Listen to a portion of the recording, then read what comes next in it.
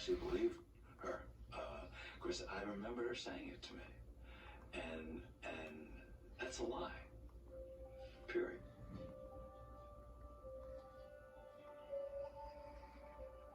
So after a year or so, we started to see the fingerstick collection dwindle and more venipuncture increase. What did they tell you about why they were switching to part fingerstick and part venipuncture? They didn't tell us, it just happened. We were told we would need to say this blanketed statement. Due to the test that your physician ordered, we have to perform venipuncture to make sure that we had enough sample to perform the testing. Would you like to proceed? That's it. Surprise you. Yeah, it surprised a lot of the technicians. It surprised a lot of the patients or the customers that were coming in too. Some people expressed profanities, like stormed out, demanded their money back. Then, during that whole transition to venipuncture, we had this big hiring boom where I had to train 50 more employees because now we opened up our next 10 wellness centers. With the Walgreens rollout, the problems at Theranos were magnified. Instead of shutting down until the Edisons could perform all the tests on the Theranos menu, Elizabeth and her team invented a workaround designed to create the illusion of a new technology. For most tests, they were forced to use venous blood, drawn with needles, and to buy the same machines used by every other lab. But to keep Elizabeth's fingerstick dream alive, Theranos modified some of those machines so they would work with diluted capillary samples.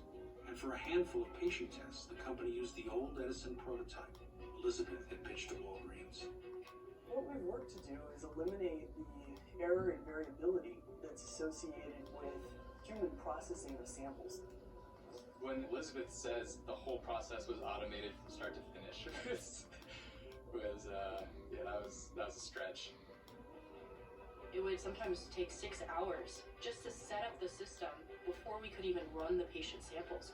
I was like filling up containers, doing so many manual things with my hands. And the scary thing about the nanotainers was they could hop off your tray and they would be on the ground and you might not be able to spot them.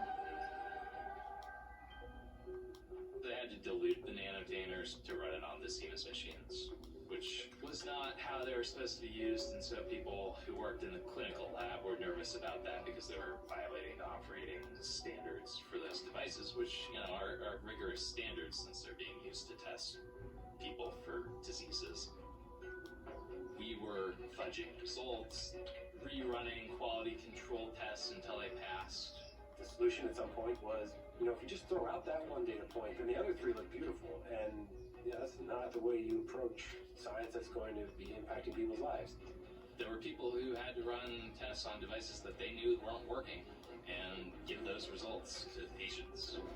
People were very upset, crying. Some members of the CLIO lab would even have to call patients and tell them that they had to go to the emergency room because the lab test was, so far off. What really hit home for me is we were starting to do more infectious disease, hepatitis C, prostate cancer, and even syphilis. I was running precision testing for syphilis, and there was a lot of variability in the test. But Theranos said this is safe to use on real patient samples. And I was kind of blown away.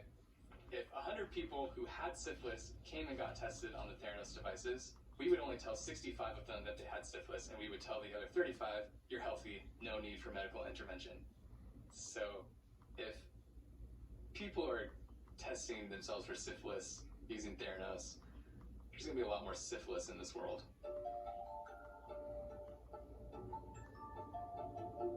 Their downfall was when they started giving us results that were not matching up with other labs. We started seeing that at first with TSHs, which is the thyroid stimulating hormone. Patients that have been coming to us for years to get their TSH done, they had gone to Theranos and their labs were changing really drastically.